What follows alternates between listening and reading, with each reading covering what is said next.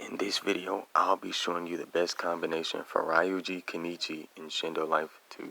So first I want to mention Odin Saburo because it has great combo attacks with close range, bloodline abilities in the slots it has. If you use Lightning Beast Tame, you can use them to chase someone and combo with the Sekiro punches. You know those little vacuum wave punches that he does when you awaken? You can use that right after and they'll still get hit by the dogs while you use the move. It's a really good combo. Second, I prefer Ghost Karashi. Why? Because you can stack most of the moves with any other bloodline. Not all, but some. If you use the second ability where you ride on top of the motorcycle, you can still use other jutsus with Ryuji Kenichi, and then when you land back down on the ground from using the one of the abilities, you can still hit the other one at the same time. Renshiki has a lot of knockbacks, so I think this will be in third when it comes to one of the best combinations. If you try to knock somebody back or put a lot of pressure on their block, you can use the LT ability where you drop the little balls that stuns them with the chains.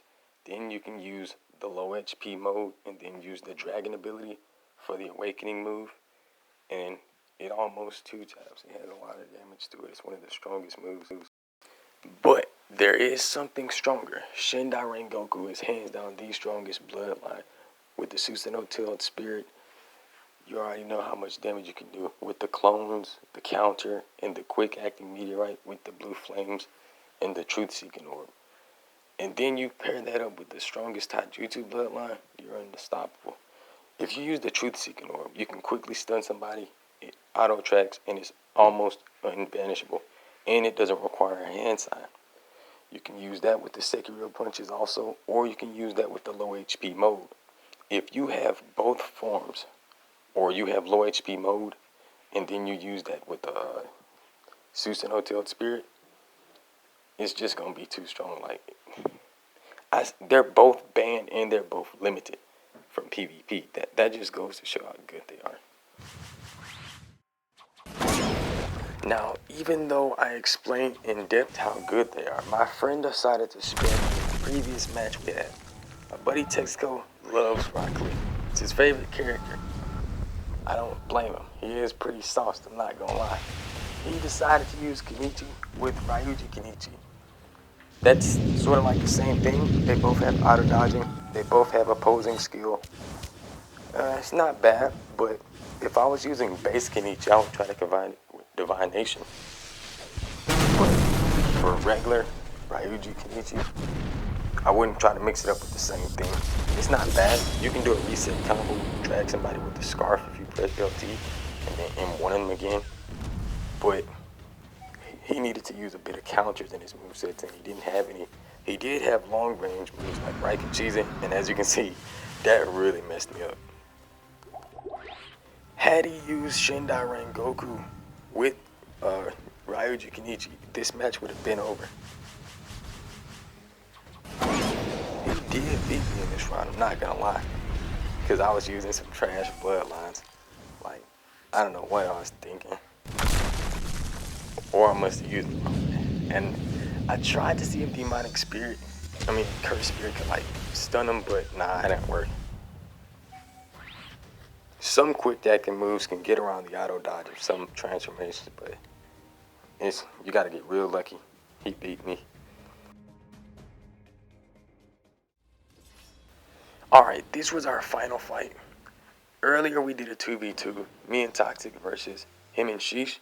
We won, but only because I used Divination Spirit. But for the last battle, I said I was going to try to beat him without auto dodging myself. I wanted to see if I could beat him without trying to, use cheap stuff. So y'all gonna see how it turned out.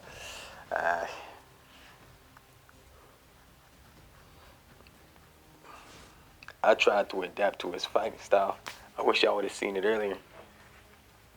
Like, once you get used to it, you'll be able to get around it, but it's so fast. And they got Resurrection. It's similar to Akuma Eternal Hand. That's why I used it in this video. Like, I started to notice that, like, he gets 20 seconds of invincibility or he just straight comes back to life. So, I had to figure out a way to counter him. I used the Kumi Eternal hand with Eternal. No, with Rengoku, now that I remember. Yeah, because if you use the Praetor Path, you can use the Force Field.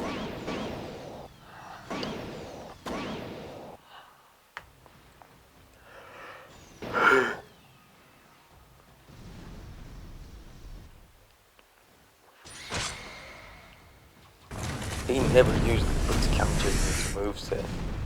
That's why I keep catching him.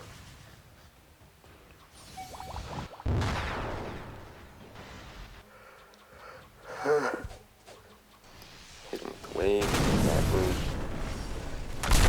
I shoot acid at the ground, that way if he run at me, he can go straight into it. And I set up the Praetor Path ability so I can charge Chakra. Because if I don't, he may start bone rushing me. That was a good counter right there. Hey, sometimes when that Shindai Rengoku meteor hits, it starts to lag. I don't know why.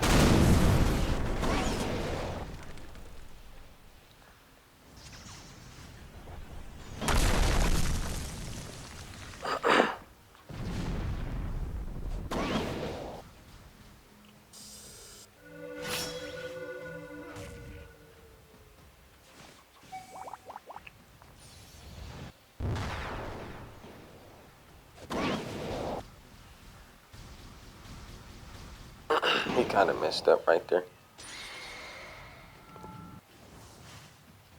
When he uses that move, it makes him vulnerable when he comes back down, because it's kind of slow.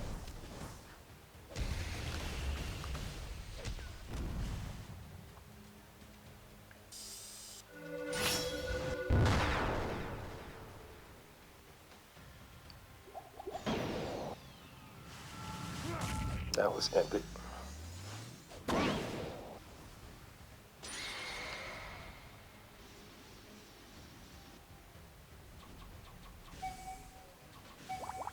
Ranged abilities is a good way to counter close range, because if you don't, you're gonna get avoided. I know it may seem like I'm spamming, but this is what you have to do if you're trying to survive, because you're not gonna be able to do anything, especially if they can auto dodge. Now, if he didn't have that mode, I probably would have been able to handle him, but this is a completely different story. I was testing myself different, seeing if I could use a Kumi Eternal hand. Because I knew if I died at least once, I could come back to life, since he can too, with the plot armor.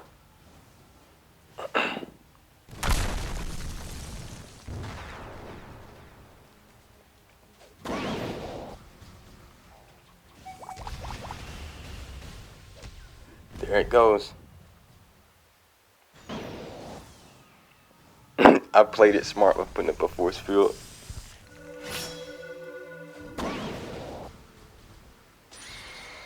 He only got a few seconds left.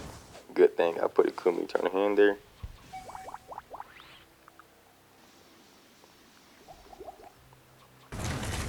Yeah, when they mode run out, they're pretty much done for if you're fighting against a Kenichi user.